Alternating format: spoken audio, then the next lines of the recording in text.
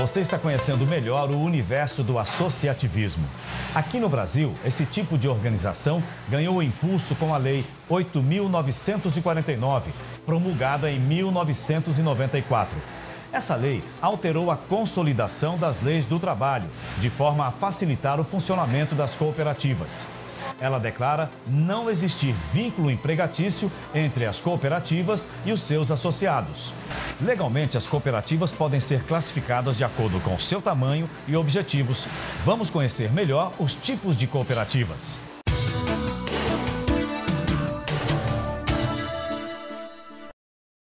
A Lei 5.764/71 classifica as cooperativas em algumas categorias. A primeira delas é a das cooperativas singulares, formada por pessoas físicas. Elas devem ter pelo menos 20 componentes. As cooperativas centrais ou federações de cooperativas são constituídas de pelo menos 3 cooperativas singulares. As confederações de cooperativas são compostas de pelo menos 3 centrais ou confederações de cooperativas. Outro tipo de cooperativa são as de consumo. Elas ajudam a economia doméstica adquirindo gêneros alimentícios e outros artigos para revenda ao associado, pelo menor preço possível. As cooperativas de produção animal, vegetal ou mineral reúnem criadores, produtores ou exploradores de recursos naturais diversos. Já as cooperativas de prestação de serviço reúnem profissionais da mesma categoria com finalidade de prestar serviços ao público. São exemplos: costureiras, médicos, consultores, entre outros. As cooperativas habitacionais associam pessoas interessadas na construção de suas moradias, visando diminuir custos e financiar o financiamento. Existem também as cooperativas de crédito, que oferecem crédito e moeda com baixas taxas de juros. O nome é Cooperativa Arte e Costura, e o trabalho leva a razão social ao pé da letra. Aqui, além da produção da costura, do bordado e das bijuterias, verdadeiras artistas são reveladas. E foi através desses dons que elas resolveram se unir para montar uma empresa. São ao todo 22 mulheres que trabalham na cooperativa. Elas revezam os horários em grupos. Uma parte trabalha pela manhã, a outra no período da tarde. Tudo para atender uma demanda de pedidos que, quando chega aqui, exige muita dedicação. E é nesse momento de foco no serviço que elas reconhecem o valor de trabalhar em grupo.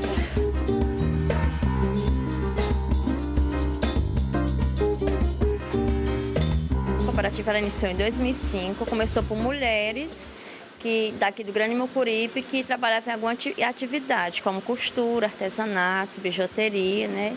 Aí a gente tentou, né? A gente tentou reunir para procurar alternativa de renda, de trabalho e renda.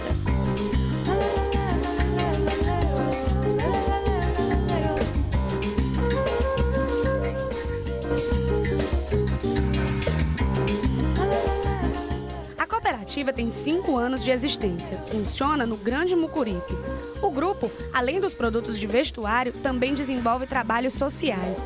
Na sede são oferecidos cursos de qualificação e aperfeiçoamento para toda a comunidade. A dona Nessi começou na arte e costura com o objetivo de ocupar o tempo livre. Hoje é coordenadora e professora do curso de bordado. Depois que eu entrei na cooperativa, mudou muito, né? Mudou minha autoestima, mudou meu valor profissional e a minha qualificação. Porque eu bordava, mas eu não tinha aquela ideia de uma qualidade, né? E na cooperativa eu pude adquirir esse conhecimento. Eu aconselho que cada artesã, que ela procure um grupo para se associar. E foi através desses cursos que a Cleia conheceu a cooperativa. Em uma aula de bordado, ela descobriu que tinha talento e resolveu praticar. Hoje ela faz parte do grupo e garante que daqui não sai mais. Agora estou já pintando em tecido, né? Ajudando a elaborar os produtos, né? Faço parte também de outro projeto aqui de qualificação, né? Na parte de vestuário. Pretendo ficar aqui bastante tempo. A Arte e Costura tem parceria com a Prefeitura de Fortaleza, com o Sebrae e com empresas públicas. Participa de feiras e exposições de artesanatos. De acordo com a presidente da cooperativa, o diferencial da empresa está no sentimento de coletividade. Nosso foco maior, ela não é a renda, né? A renda é muito importante para a gente, né? Para a gente sobreviver. Mas o mais importante aqui na cooperativa é a valorização da pessoa, a valorização do ser humano.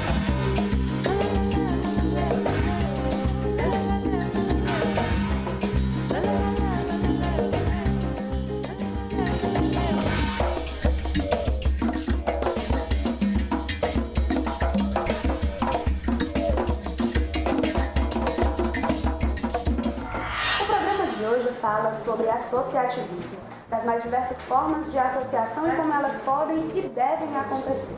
Você tem interesse em participar de uma associação ou mesmo de uma cooperativa?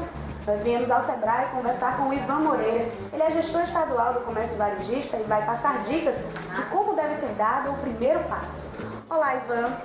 Que importância tem para as empresas trabalhar em associação, em cooperativas? Bom, o fato maior é que elas não têm condição de sobrevivência isoladamente no mercado. A grande dificuldade do pequeno empresário, principalmente do micro, é que ele sozinho ele tem uma série de dificuldades, né? De acessar bons fornecedores, ele tem dificuldade de comprar melhor, ele tem dificuldade de gerir adequadamente seu negócio. Quer dizer, o fato é que o mercado ele é bastante concorrido, extremamente concorrido. Então, o pequeno, quando trabalha isoladamente, ele sofre, vamos dizer assim, o acesso das grandes redes, das grandes lojas, dos grandes concorrentes. E, ao passo que se ele conseguir trabalhar de forma organizada, associativa, integrada com outros empresários do mesmo segmento que ele, então ele vai conseguir ter, por exemplo, um maior poder de barganha, por exemplo, na parte das compras conjuntas. Então ele vai reduzir significativamente o seu custo de aquisição de mercadoria, vai poder praticar um preço melhor, ter uma lucratividade melhor, ser mais competitivo no mercado. E como o Sebrae pode auxiliar essas pessoas, as pessoas que querem começar, que querem se associar? Bom, os empresários, o pequeno empreendedor individual, o pequeno produtor rural, quer dizer, pode procurar qualquer unidade do Sebrae, na capital ou no interior, que os nossos técnicos vão orientá-lo de como ele pode se organizar ou pode se integrar a uma entidade ou uma central de negócio existente. Obrigada, Ivan. Tá aí a dica. Estar integrado a um grupo é a melhor forma de se trabalhar e dá muito mais resultados. Uma cooperativa funciona através da sua Assembleia Geral, do seu Conselho de Administração, que pode conter uma diretoria, e do seu Conselho Fiscal. Esses órgãos juntos fazem valer os princípios de autogestão, que é a autonomia que uma cooperativa tem para tomar decisões, e também a sua autofiscalização, que é o monitoramento de possíveis problemas. Nós vamos entender melhor o funcionamento das cooperativas, conversando agora com a doutora Selene Caracas, ela que é presidente da Uniodonto. Doutora, eu começaria perguntando qual a diferença básica entre uma cooperativa e uma empresa comercial normal? Eu sei que há pontos aí fundamentais que diferenciam uma da outra. Numa sociedade comercial, o objetivo é o lucro, né? Numa cooperativa, não. Numa cooperativa, você, como dirigente, você é escolhido pelos seus cooperados, né? Em uma assembleia, você é escolhido para dirigir a cooperativa. Na sociedade comercial, não. Então, assim, são muitos os pontos, né? Mas, basicamente, o lucro é o que diferencia mais, né? Doutora, em que pontos uma associação é diferente de uma cooperativa? A associação, o caráter dela eminentemente é social. A cooperativa, ela tem o caráter social, mas ela tem o caráter econômico. Então, numa cooperativa, a gente se junta, né, para poder, dali, tirar um sustento. Então, numa cooperativa, só é para entrar numa cooperativa quem precisa dela. Quem não precisa de cooperativa, não é para estar dentro de cooperativa. Então, a gente junta o grupo para, dali, tirar o dinheiro, né? A sustentabilidade. Sustentabilidade, econômica mesmo, de subsistência. Qual é o papel de uma Assembleia Geral em uma cooperativa? A Assembleia Geral, ela é o órgão supremo da cooperativa. Tudo que é de grande importância é decidido numa Assembleia Geral. E a Assembleia Geral, ela pode ser de dois tipos. Ela pode ser uma Assembleia Geral ordinária e uma Assembleia Geral extraordinária. A ordinária é aquela que é obrigatória ser feita até o dia 31 de março, que é quando termina 31 de dezembro o ano, né? Então, você é obrigada a prestar contas do ano que passou até 31 de março do ano subsequente. Então, seguinte. Ela tem que existir. Então, ela tem que existir. E aí é nessa Assembleia que é eleito o presidente, diretoria, conselho fiscal, tudo nessa Assembleia. E tem a Assembleia Geral Extraordinária, que ela pode ocorrer a qualquer tempo. Nesse caso, que motivos podem levar à convocação de uma Assembleia Geral? Extraordinária, ela pode ser para fazer mudança em estatuto, ela pode ser feita por algum... se o Conselho Fiscal entender que tem algum problema que precisa, ou fraude, ou qualquer assunto que seja necessário uma Assembleia, que não seja nesse período até 31 de março, para a prestação de contas, ela se torna uma extraordinária. Então, a Assembleia Geral Extraordinária, ela é convocada por Conselho Fiscal, pelo presidente da cooperativa, ou se nenhum desses dois quiserem convocar a Assembleia, pode ser convocada por 1/5 dos cooperados. Ah, se eles encontrarem ou mais. Porque às vezes pode o Conselho Fiscal estar junto com a diretoria, e aí quem é que vai ser por eles? Então a coisa ela é muito... tem muitas... como é que eu posso dizer? Permite que as pessoas se manifestem e resolvam e tomem conta do seu negócio, porque é deles. Doutora, como é que deve ocorrer essa convocação? Quero dizer, o que é que deve constar do edital de convocação? O edital de convocação, ele precisa ter o nome da cooperativa, precisa dizer a data em que vai ocorrer a Assembleia, aonde vai acontecer, se vai acontecer na sede da cooperativa ou não. Tem que dizer quantos cooperados votantes que têm direito a voto, né? Tem que constar. Tem que ter os assuntos, a pauta, né? Que vai ser deliberado. Qual é exatamente o papel do Conselho de Administração numa cooperativa? O Conselho de Administração, ele é que vai traçar todos os caminhos, né?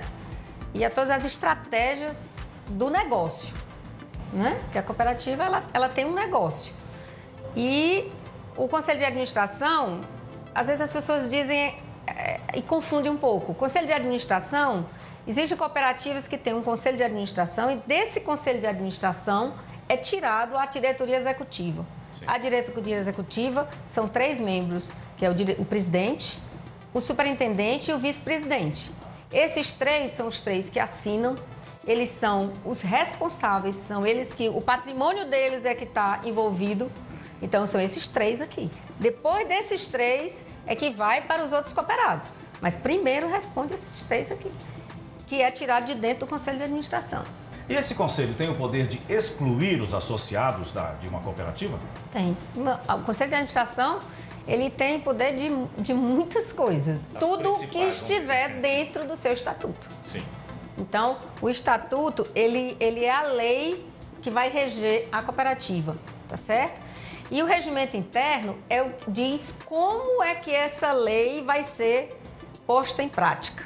Então, por exemplo, se um cooperado, na cooperativa na Uniodonto, um exemplo, eu como dentista não posso fazer com que você, que não é dentista cooperado, atenda um paciente da Uniodonto. Então, só eu que sou cooperado que posso atender. Então, se eu passar para você o paciente da Uniodonto, eu estou infringindo uma regra básica. Então, isso dá eliminação dentro da nossa cooperativa. Certo? Então, como que se procede? A gente tem todo um regimento que dispõe como ocorre. Então, há uma abertura de sindicância, abre um processo administrativo, você tem direito à defesa, você tem tantos dias para se defender. E se depois de tudo isso ficar constatado que realmente houve a falha, o erro, enfim, a transgressão, né? Aí você sai da cooperativa. E você ainda tem mais uma chance de permanecer na cooperativa. Como? Se você tem o direito de pedir uma Assembleia Geral para que ela, na Assembleia, você se exponha para os cooperados e eles vão decidir se você fica ou se você não fica. Doutora, de quanto em quanto tempo o Conselho de Administração deve se reunir? Existe essa determinação ou não? No mínimo, uma vez por mês. Uma vez por mês? Uma vez por mês, no mínimo. Mas assim, a gente se reúne sempre, né? Às vezes toda semana, às vezes quase todo dia. Então, depende muito do andamento. Aí é que eu estou dizendo, se tiver o Conselho de Administração separado da diretoria executiva, ele pode até se reunir uma vez por mês. Mas a diretoria executiva, ela é que está no dia a dia, ela é como se fosse a executiva, é quem está trabalhando direto. Então, esse aí tem que estar toda hora reunido. Tem que estar sempre respondendo toda hora. Demandas quase todo dia. Como funciona o Conselho Fiscal da cooperativa? O Conselho Fiscal, ele é eleito em Assembleia, né? E o Conselho Fiscal, ele é composto de 6 membros.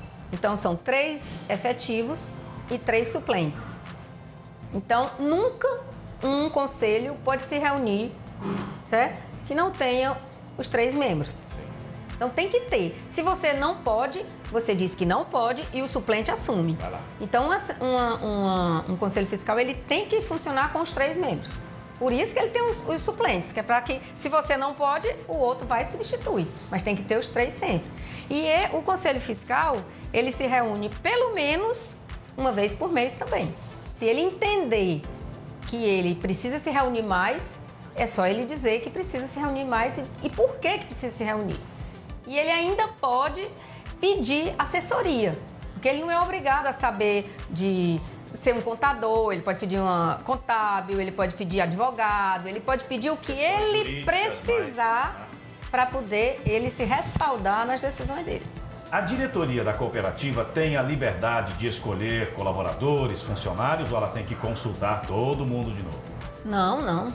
Ela é como se fosse o executivo. Então, ele bota e ele tira. Cooperado. Cooperado não, é colaborador. Sim, colaborador. Colaborador, empregado. Empregado a qualquer tempo.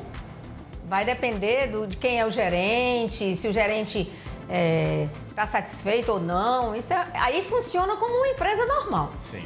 Funciona como uma empresa normal. Tá trabalhando bem, fica. Não tá trabalhando bem, sai. Então, isso é uma coisa dinâmica. Sim. Senão trava muito e você não consegue trabalhar. Claro. E, evidentemente, nas reuniões, a diretoria explica porque tomou aquela decisão. Só faz passar para os outros o que foi. Mas não com assembleia. Sim. Não. Senão ninguém anda. Não anda. Não, ninguém trabalha assim. O cooperado, como membro de uma entidade de classe, tem direitos a exercer e deveres a cumprir. Um cooperado tem os seguintes direitos: votar e ser votado, participar de todas as operações da cooperativa, receber retorno proporcional às operações, examinar livros e documentos, convocar assembleia caso seja necessário, pedir esclarecimentos aos conselheiros de administração e fiscal, propor ao Conselho de Administração ou Assembleia Geral medidas de interesse da cooperativa, demitir-se da cooperativa quando e se lhe convier.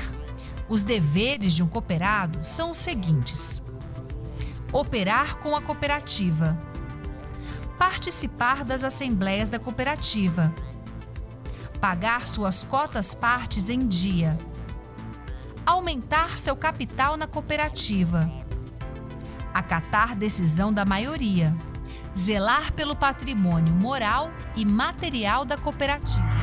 Nesta parte final da teleaula, vamos mostrar como formar uma associação comunitária. Ela é uma iniciativa formal ou informal que tenta suprir as necessidades de um grupo de pessoas. Pode ser a escola que falta no bairro, ou um melhor atendimento de saúde, ou limpeza pública. O importante é que seja uma necessidade coletiva e não de apenas uma pessoa.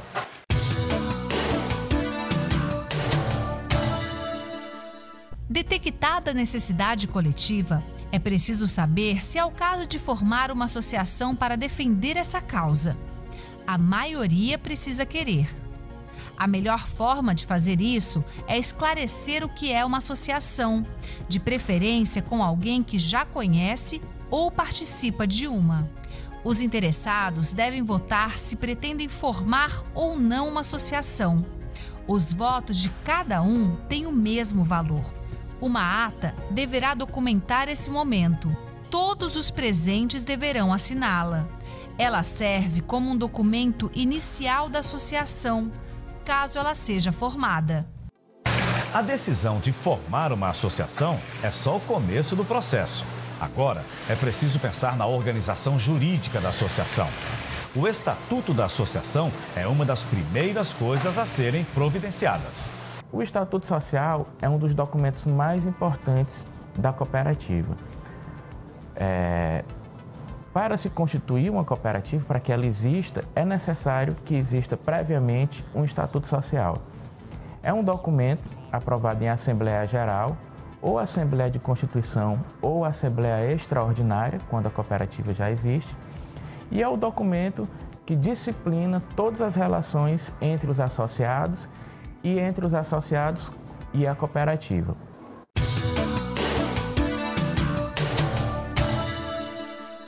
Após a definição do Estatuto da Associação, é preciso eleger a primeira diretoria. O mais comum é que uma ou mais chapas se inscrevam para uma eleição. As chapas devem ser definidas com os seguintes cargos: presidente, vice-presidente, primeiro tesoureiro, segundo tesoureiro, primeiro secretário, segundo secretário, conselho fiscal, presidente, vice-presidente, secretário. Ganha quem tiver maioria absoluta dos votos, inclusive se a eleição for realizada com chapa única.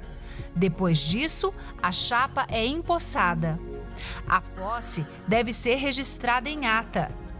Esse é um importante documento para a legalização da associação. O Estatuto e a ata de eleição da primeira diretoria devem ser registrados em cartório. Na Receita Federal, a associação deve solicitar a inscrição no Cadastro Nacional de Pessoas Jurídicas, o CNPJ. A associação também deve se inscrever no Conselho Municipal de Desenvolvimento Sustentável e em outros conselhos existentes no município. O Estatuto Social está previsto no artigo 21 da Lei 5.764 e é o documento onde, primeiramente, vai estar identificada a essência da cooperativa. Para que ela serve, quais são as suas atividades realizadas, qual é o seu objeto, quais são os seus fins. Quem podem ser os sócios, o perfil que a pessoa tem que apresentar, os documentos que devem ser entregues para que a pessoa se associe à cooperativa, os direitos e deveres dos associados, as normas de aspecto econômico, como capital social, a taxa de administração, outros aspectos, como o próprio modo de reformar o estatuto, a organização dos órgãos sociais, da diretoria, do conselho de administração, do conselho fiscal, as normas de funcionamento das assembleias gerais, também o processo eleitoral, como é disciplinado, além de todas as regras possíveis que os sócios imaginem que sejam importantes, como as condições para reorganização societária, fusão, incorporação e desmembramento, dentre outras. Então, o Estatuto é um dos documentos mais importantes que a gente tem na cooperativa. É o documento que gera a identidade para uma sociedade cooperativa. O Estatuto ele tem que ser aprovado em assembleia, ou numa assembleia de constituição, que é a primeira assembleia de uma cooperativa, onde ela vai surgir, ou mesmo numa Assembleia Geral Extraordinária, que é a hipótese de a cooperativa que já está em funcionamento e que vai alterar o seu estatuto social para modificar seu objeto, trazer novas disciplinas para a relação dos sócios e da cooperativa. O importante é que na Assembleia Geral Extraordinária, o Estatuto, para ser reformado, ele precisa ter 2/3 dos votos dos associados presentes na Assembleia. Isso é uma garantia que a lei trouxe para dar mais estabilidade a esse documento. Para ele ser alterado, é preciso uma quantidade maior de associados votando. A Lei 5.764, de 71, é a lei que disciplina o cooperativismo. E lá no artigo 21 dessa lei está escrito todas as cláusulas obrigatórias que devem conter no Estatuto. Agora, cada cooperativa tem a sua liberdade para definir o Estatuto da forma que acha melhor, desde que previstos essas características mínimas, né? Então, há vários modelos, inclusive há um modelo sugerido pelo sistema OCB-SESCOP, que ficam à disposição, mas eles são apenas exemplificativos. As cooperativas, os sócios devem discutir, analisar e transformar o Estatuto num documento particular, específico de cada sociedade. A Junta Comercial é um órgão de registro público de empresas mercantis.